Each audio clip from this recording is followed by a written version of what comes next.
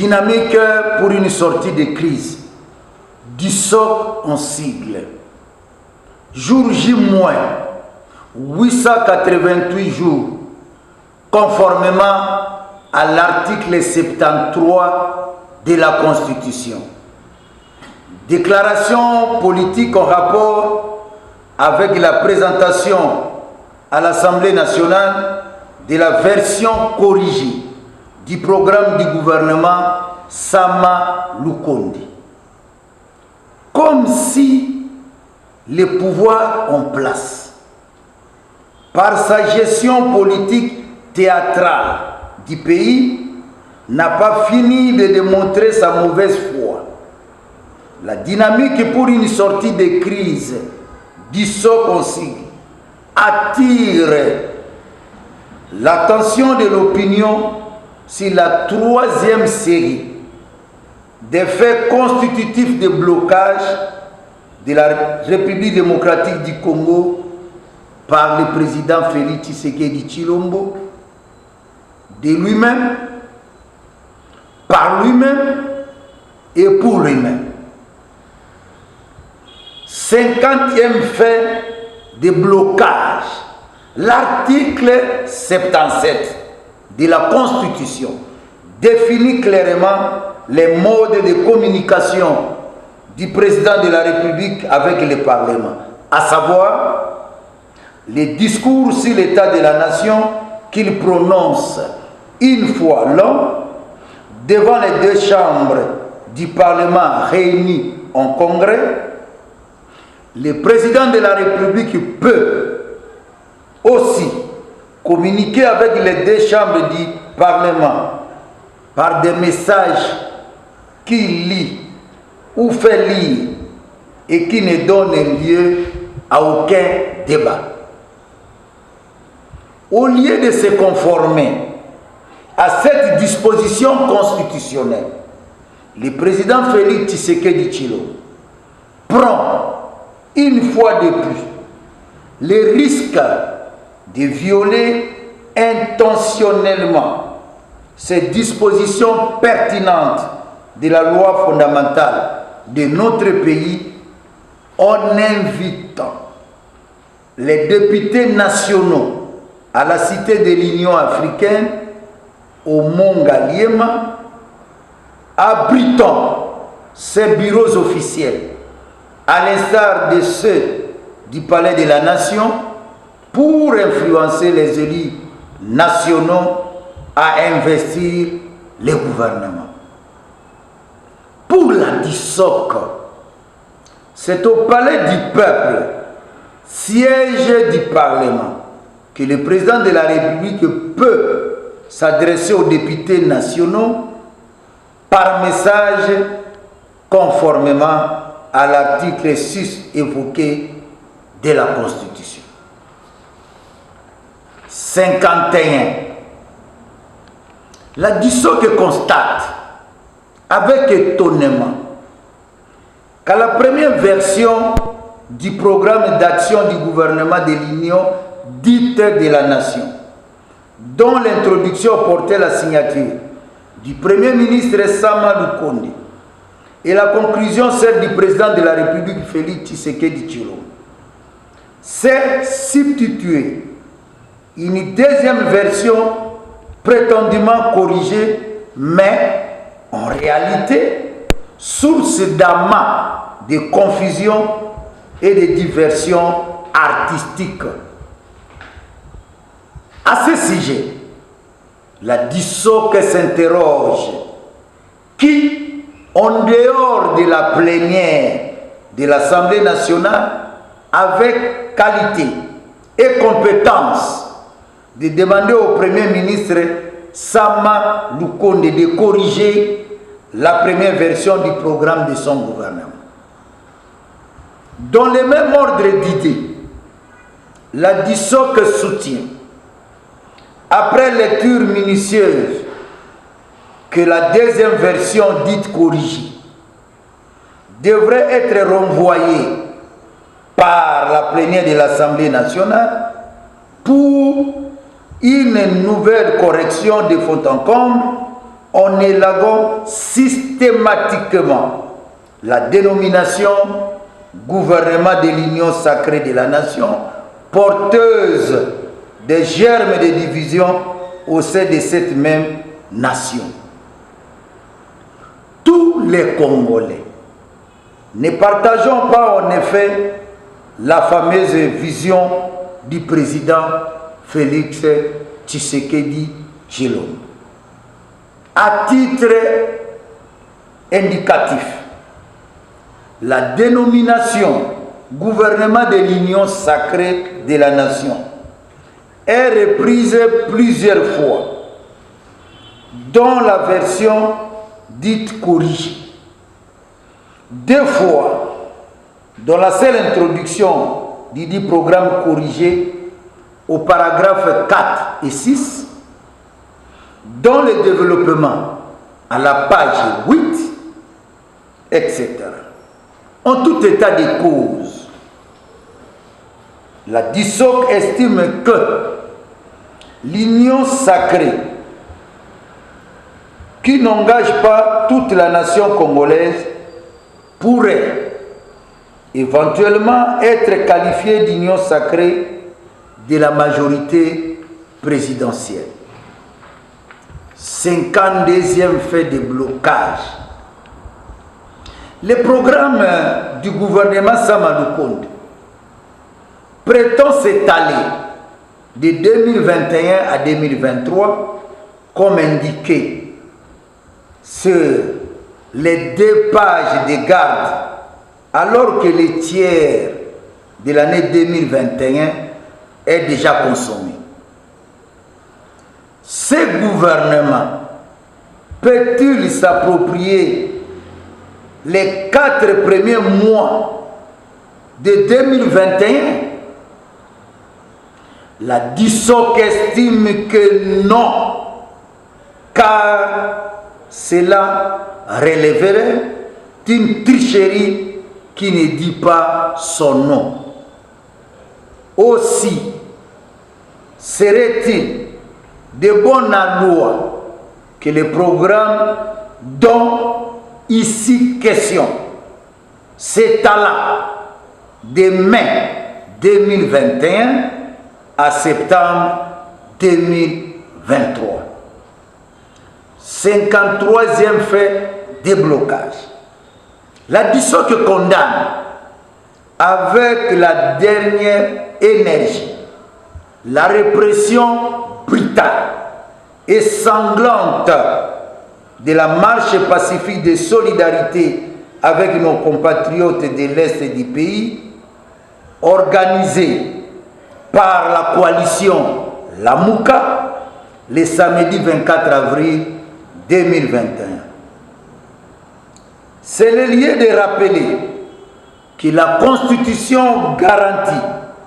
les droits de manifestation pacifique. Il n'y a donc pas lieu de réprimer inutilement une expression de la démocratie constamment défendue par les docteurs Étienne Tshisekedi wa Mulumba, d'heureuse mémoire. La DISOC constate que le pouvoir en place cherche éperdument à s'installer dans la logique de la dictature. On peut tout nous empêcher, sauf nous interdire de réfléchir. Jean-Pierre Lissanga Bunganga, coordonnateur de la DISOC et président national de la Convention chrétienne pour la démocratie. Nous avons dit et nous vous remercions. Piso bandeko ya DISOC baye bakotambolaka na mokanda oyo mwana mboka président Martin Fayulu Madidi apesa biso na ndenge tokosala pona kobimisa mboka na biso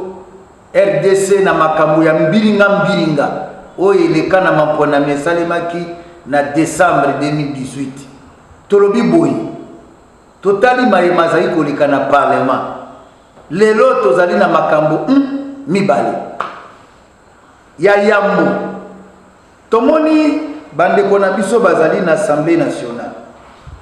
bakabeli bango lokola tozali pe na bandeko na biso badepute bo bazali na groupe na biso badepute na biso bazali kosiéger boyo ya parti ya président na biso président Martin Fayulu bo décidé tomoni bokanda oyo bakaboleli bango bakomi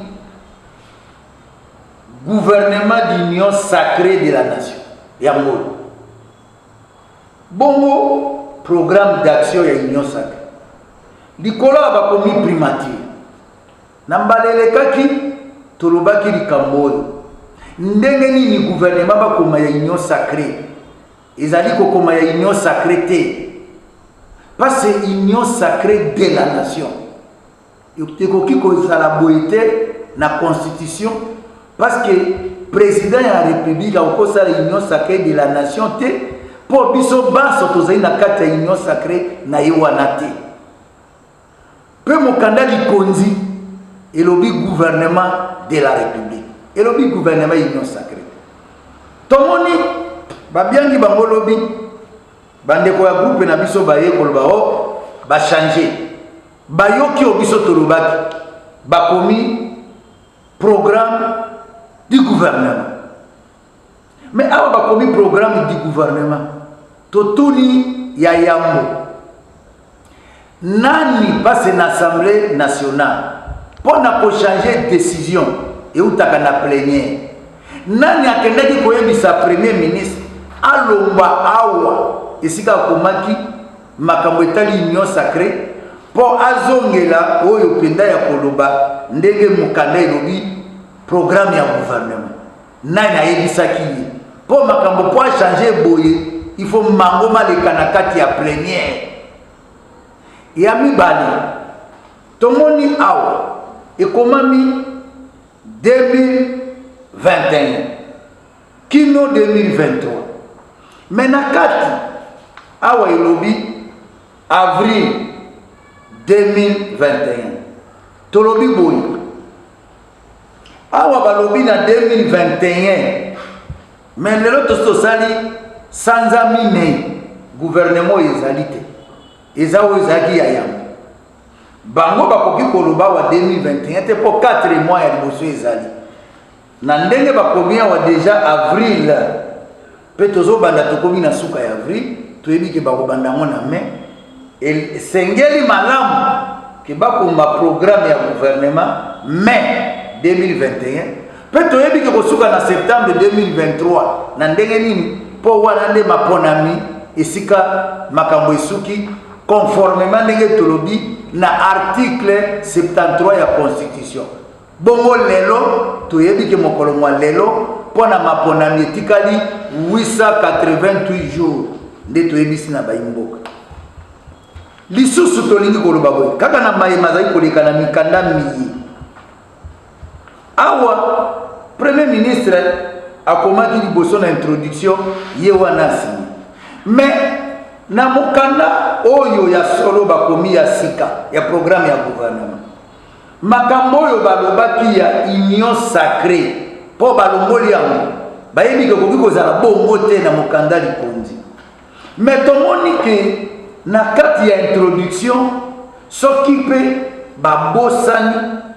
mais soki mpe basali yango kaka po baconstatation ya badepute toyebi te makambo ya union sacrée ezongi lisusu awa ekomami awa na introduction ezali soki totali na paragraphe na 4 na 6 ezali komwa makambo ya union sacrée bongo na kati na développement lisusu makambo ya union sacrée ezongi mokanda mwango biso tolikiaki ke awa bango balobi ke bachange bakomi ya malamu ndenge tolobaki bakotala na kati po ke makambo union sacrée ezonga lisusu te yango ezongi yango tolobi na badepute awa bazozongisa yango lisusu ça ne sert à rien bakende lisusu kolongola mayema komami na union sacrée ndenge balongolaki na feuille de garde oyo eza ya yambo na ya mibale bongo bapesa député mokanda elongo bani surtout que balekaki na voie normale était ya plénière pour plénière il fallait constater yango bango bazonga nango babangi ba répercussion parce que comme cas ya violation ya monene babangi ya flagrance lisusu tomoni boyi po bandeko bakotuna me ya molobaki ke président de la république a signé yango awa premier ministre Sama a signé na oyo lobamaki na yambo ya yambo ezalaki président de la république a signé oyo premier ministre a signé yango na bandeko bazali koloba ono ezalaki pour l'article 70 te ezali bongo te article wana en concertation bakoyokana mais pona koya nango na assemblée esengeli ezala ndenge eza bongo pona premier ministre bongo en dehors ya makambo etali parlement tolingaki koloba boye lobby coalition Lamuka 24 avril mokolo toyebi oyo mokolo kondo papa maréchal Mobutu asalaki mokolo la démocratisation Lamuka baponoki yango président Martin Fayulu telemi ngbi na mwana mboka président coordonnateur Muzito na biso bandeko ya disok to telemaki pona kotambola pona tolakisa bandeko na biso ya este na pe mayela insécurité ya mbandaka tolakisake tozali kotambola pona bandeko na biso bongo mokanda likonzi epesi droit na bato kotambola pe tolobi papo ya lakisa biso politique oyo kelelo président Félix ayebi azali papa biologique na ye papa politique ya biso baso makambo etali kotambola ya bakongolais pona marche ezali kambo ya mutu ya zali kolobaki bakoki kopekisa moto te eze tumba bato lelo bawa ebele pona makambo ya bama boni lelo président Félix ye moko ayebi importance ya marche batinda bato baya kokabola biso ndenge tomonaki wana na bamarche ya kotindika po ezala modele wana bapolisier baya na biso kosala makambo wana est-ce que ezali normal ke esalema bongo yango tosukisi na koloba ke bakoki koloba na biso ke makambo maso toloba te tosala nini te mais bakoki kopekisa biso jamais likambo ya kokanisa lelo tomoni président ya république tokosukisa wana na oya ayambi badepute tomonoki boye na mikanda ekomami boye na mokanda likonzi président ya république na mbula mobimba ayaka liboso ya congrès parlement na assemblée c'est-à-dire na kati ya parlement assemblée nationale na sénat basangani babenga yango congrès aye alobi soki asisi koloba moto akozwa maloba azali te akei ndenge tomonaki yango depuis période tozali mpe na président Kabila président république mpe ndenge azali wana ayebiki eza bongo na kati ya mokanda likonzi elobi soki mpe aza na message alingi apesa na badepute na basénateur akokoya atangi kaka message akei ube atindi moto aye atangeli bango message akei ekamwisi biso président république azwa badepute bakei na oya oyo toza kobenga ngo mongaliema kuna esika mpe babiro na ye mosusu ezali lokola babiro mpo ezali kuna na palais de la nation ezali mpe ndenge tomonaka awa na hotel du gouvernement esika basangana wana ezali babiro officiel ya l'état apiki badepute meme so ezali badepute ya groupe na yo ndenge nini okende kosangisa bango na biro officiel ya l'état okende koloba makambo de alobaki ezalaka te ezalaka na moke te na mikanda oyo biso tozali nango na constitution ezali to wana ezali violation lisusu ya constitution tolobeti sete esika wana mpe tolobi na badepute balandela malamu mpe président atika koviole constitution moto azali charge mpe na relation ya parlement lokwa biso